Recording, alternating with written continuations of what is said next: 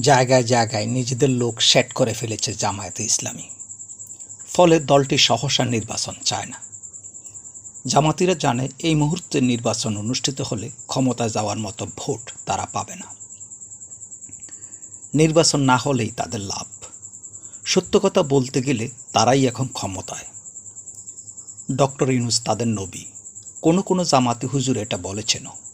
Doctor Yunus নাস্তিক, কিন্তু পাকিস্তানপন্থী হওয়ার কারণেই জামাতিদের সাথে তার সখ্যতা। তাকে সামনে রেখেই জামাতিরা এখন দেশ পরিচালনা করছে।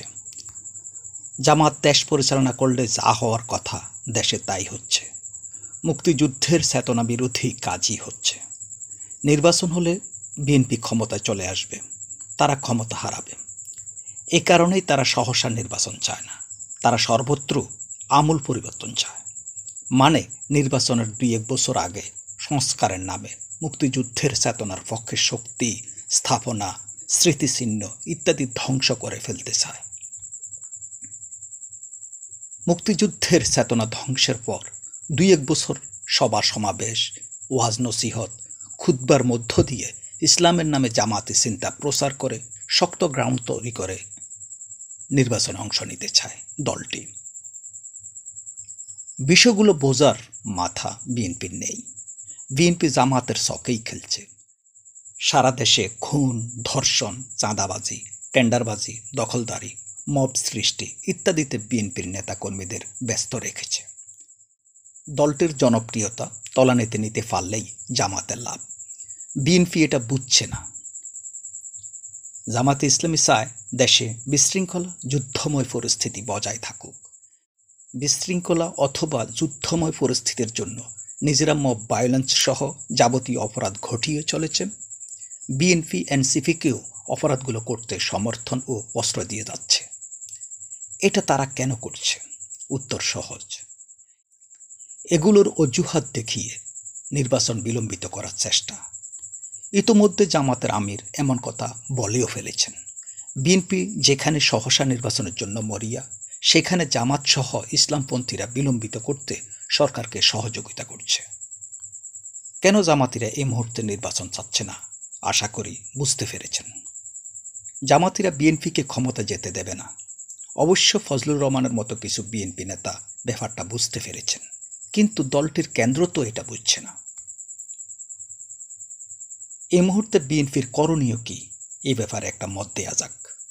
দলটি যদি মনে প্রাণে দেশকে ভালোবাসে, দেশের মঙ্গল চায় এবং রাজাকার আলবদর আল শামসের দল জামাত সহ মুক্তিযুদ্ধের চেতনা বিরোধীদের হাত থেকে দেশকে রক্ষা করতে চায়, একে মুক্তিযুদ্ধের পক্ষের শক্তিগুলোর সাথে ঐক্য গড়ে তুলতে হবে। মুক্তিযুদ্ধের পক্ষের শক্তিগুলোকে সাথে নিয়ে সরকারের বিরুদ্ধে আন্দোলনে যেতে হবে। মুক্তিযুদ্ধের পক্ষের বৃহত্তর শক্তি আওয়ামী লীগের সাথে বিভিন্ন বিষয়ে সমঝোতা করে সরকার তথা জামাতের বিরুদ্ধে মাঠে নামতে হবে। তবেই সহসা নির্বাচন আদায় করা সম্ভব। আওয়ামী লীগ ও বিএনপির মধ্যে নির্বাচনী ইস্যুতে ঐক্য হলে জামাত আর চালাকি করে ফেরে উঠতে পারবে না। আওয়ামী লীগের সাথে বিএনপির কিভাবে সমঝোতা হতে পারে? জামাতকে প্রধান বিরোধী দল না বানানোর শর্তে সমঝোতা হতে পারে। আওয়ামী লীগ ও বিএনপি এই দু দলের যে কোনো একটি দল প্রধান বিরোধী দলের ভূমিকায় আসুক, এই মতে দৃঢ়বদ্ধ হতে হবে। আওয়ামী লীগের রাজনৈতিক কার্যক্রম যেহেতু এই মুহূর্তে নিষিদ্ধ, সমঝোতায় বিএনপিকে এগিয়ে আসতে হবে। হিউজ জনসমর্থন থাকা সত্ত্বেও গত 11 মাসে বিএনপি জামাতের চালে ধরাশায়ী। সরকার তথা জামাতের বিরুদ্ধে আন্দোলন দানা বাঁধাতে বিএনপির পাশে আওয়ামী লীগ একান্ত প্রয়োজন। আওয়ামী লীগ আন্দোলন সংগ্রামের দল, এটা সবাই জানে। বিএনপি দেশে থাকা আওয়ামী লীগের নেতাকর্মীদের শেল্টার দিয়ে ক্ষমতা শেয়ারিং করে আওয়ামী লীগের সাথে সমঝোতা করতে পারে। কেবল যুগপৎ আন্দোলন করে ভোটের অধিকার আদায় করতেও আওয়ামী লীগের সাথে সমঝোতা করতে পারে বিএনপি। দেশকে পাকিস্তানমুখিতা তথা অবৈধ ইউনূস সরকারের হাত থেকে রক্ষা করতে আওয়ামী লীগকে অ্যাক্টিভ না করে আন্দোলন করার বিকল্প বিএনপির হাতে নেই। ইউনূস সরকার ক্ষমতা ছাড়বে না, সহসা নির্বাচনও দিবে না।